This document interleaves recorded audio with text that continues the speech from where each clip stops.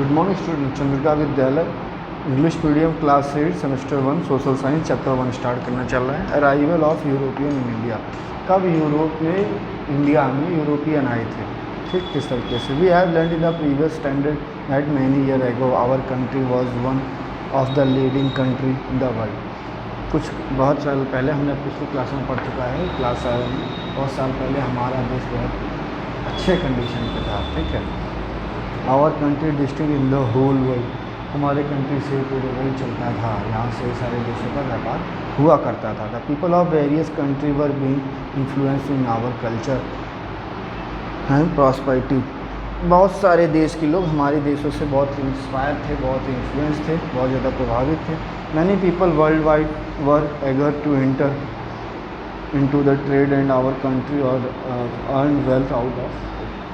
हमारे इन सारी चीज़ों से बहुत ज़्यादा लोग हमारे देश के लिए बहुत प्रॉस्पर्स थे और बहुत लोग इससे इंस्पायर हुआ करते थे। पूरा विश्व इंस्पायर हुआ करता था। Earlier the merchant from the India from the various countries came to India from the north west by the land route since the Constantinople were control the Turkey Muslim. ठीक, land का एक route हमारे India से north west के route से form हुआ, जिससे आने जाने का यातायात चालू हुआ, जिन्होंने क्या उनका नाम दिया गया है। For year the Arab traders undertook the trade through the land root. ठीक, अरब के ट्रेडर्स इंडिया में इस रूट से आने लगे। But as the situation of change trade through the land route of the stock, कुछ समय बाद सिचुएशन बदल गई। जो लैंड रूट था इंडिया में ट्रेड करने का, वो बंद हो गया। Consequently the demand of Indian communities like skill cotton cloth Muslim black pepper species increase in the European countries. इन कंट्री में इंडिया की चीज़ों की डिमांड बढ़ने लगी जब वो बंद हो गया। टू टेक यूरोपियन कंट्रीज़ में to take the advantage of the situation of many countries of Europe started search for the sea route to India. ठीक, इसमें दिखाया गया है। तो यूरोपियन ने क्या किया, इंडिया में आने के लिए सी रूट खोज लिया, खोज के डिस्कवर किया। इसके बाद यहाँ से लोग व्यापार करना चालू किए। आपके पास मैप दिखाया है सामने में, इसको पॉज करके देख लीजिए, समझ लीजिए। ठीक, हम आगे चलते हैं। Subsequently some adventurous sailors of the Europe and other countries started off the sea route to come India. ढेर सारे जगह से इंडिया में सी रूट के माध्यम से इंडिया में व्यापार करने के लोग आने लगे।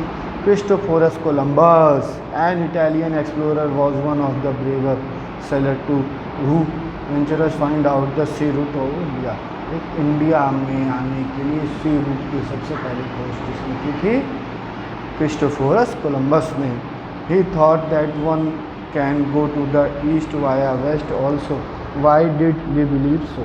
हम ईस्ट होके वेस्ट होके ईस्ट और वेस्ट होके कहाँ जा सकते हैं? इंडिया की तरफ जा सकते हैं।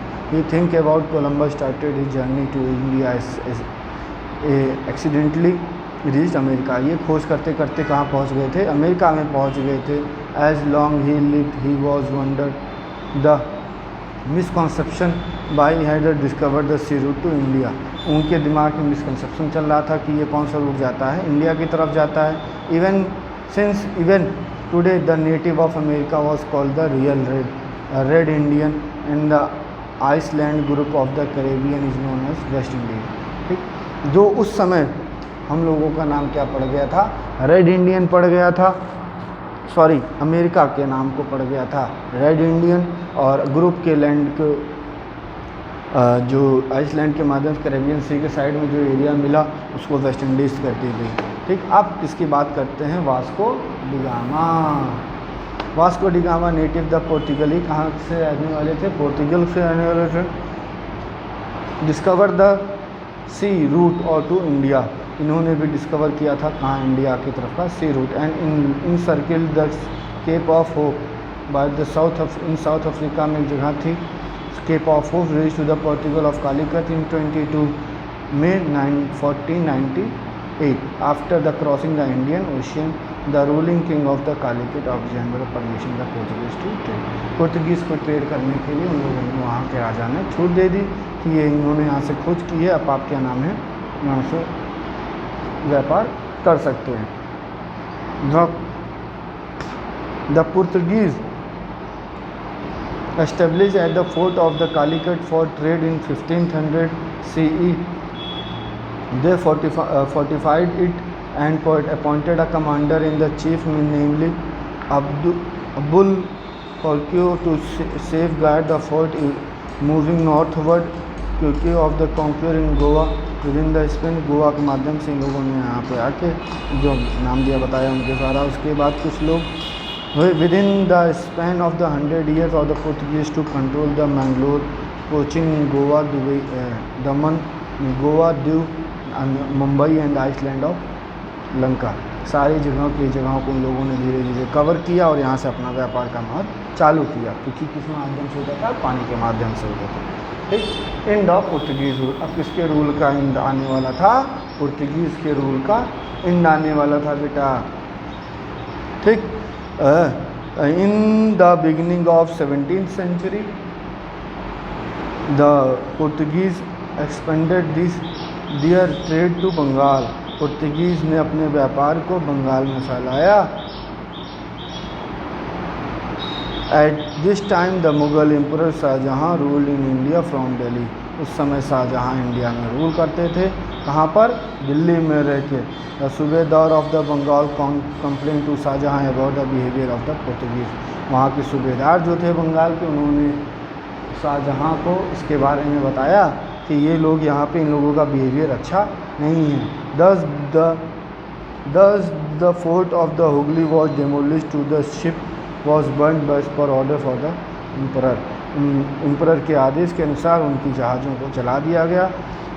This way Portuguese rule came to end with the exception of the terrorists of Diu and Daman and Goa। इस तरीके से मुगल जला के ख़त्म कर दिया गया। तो वहाँ पे कुछ टेररिस्ट उत्पन्न हुए। कौन कौन से थे? कहाँ थे? दीव, दमन और गोवा में। The Dutch after the 100 year of arrival of the Portuguese at the end of the 16th century the Dutch of the Holland, मतलब नाउ द नीदरलैंड, इस समय वो नीदरलैंड के नाम से जाना जाता है। 16वीं शताब्दी के अंत में पुर्तगीज़ ने यहाँ पे अराइवल किया था।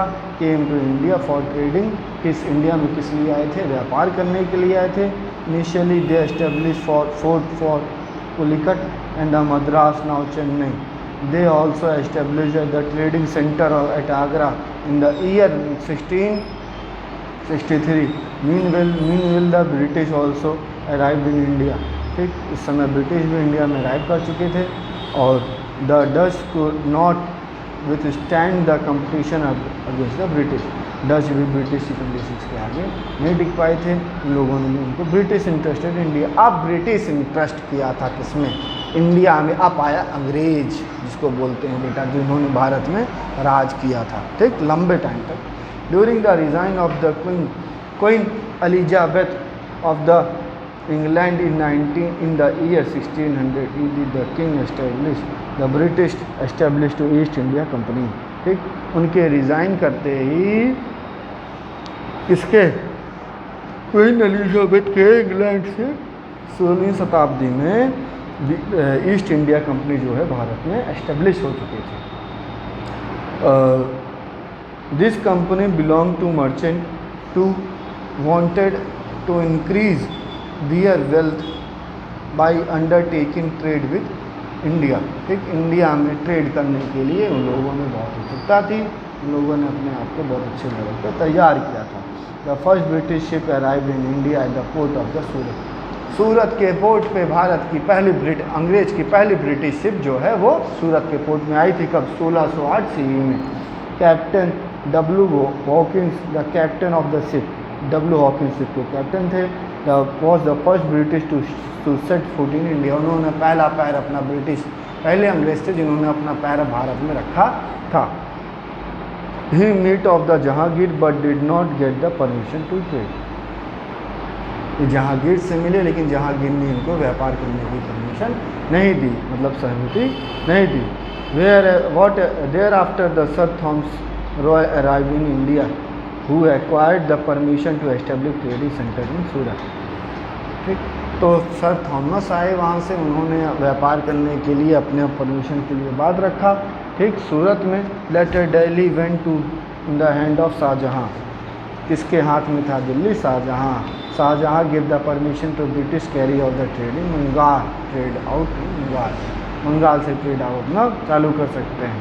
The French established the French East India company in the year 1664 CE में वो kept they establish factories in Surat, और वहाँ फैक्ट्रीज कहाँ लगाई? सूरत में, मछलीपट्टनम में और पौंडीचेरी में। He the head of the French company was Joseph को डुप्लेक्स, इनके पहले कंपनी के वो थे, हेड थे, मतलब प्रमुख थे, मुखिया थे, ठीक। who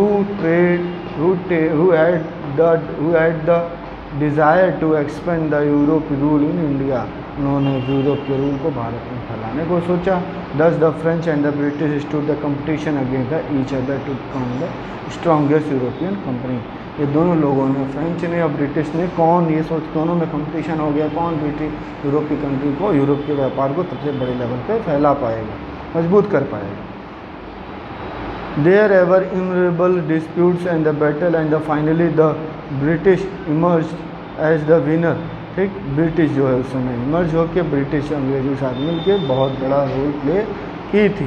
where ever the French retain their control over the trading centre of the Pondicherry, Mahe and Chandre नगर, वहाँ के ब्रिटिश और ट्रेड कंपनी में बहुत अच्छा सा फ्रेंच के साथ में टाटा काटा बैठा था। British trade in India, trade in Bengal. The British first started their trade on the bank of the river Hooghly and established fort in the year 1916. See, the fort was garnished for the protection of the factory and got the permission from the Mughal Emperor of Aurangzeb to trade without paying the taxes against the annual payment। इन लोगों ने, British ने बंगाल में अपना bank river किनारे start कर दिया था fort, वहाँ पे 1651 से इन लोगों ने आके अपना प्रोटेक्शन स्टार्ट कर दिया था। क्या चीज़ के, किसको लेके? मुग़ल के, जो औरंगजेब जो उन्होंने व्यापार करने के लिए विदाउट, मैं आपको टैक्स से नहीं दूंगा, मैं आपको एनुअली पेमेंट स्टार्ट कर दूंगा, ठीक बेटा। नेक्स्ट वीडियो में आपका हम स्टार्ट करेंगे पेज नंबर 4, ठीक, 1.5 से। तब तक के लिए चैप्टर का रीडिंग कर लें, एक बार वीडियो अच्छे से समझ लें, जो ना समझ में आए कमेंट या व्हाट्सएप ग्रुप पे आप मुझसे पूछ सकते हैं। Thank you, have a nice day.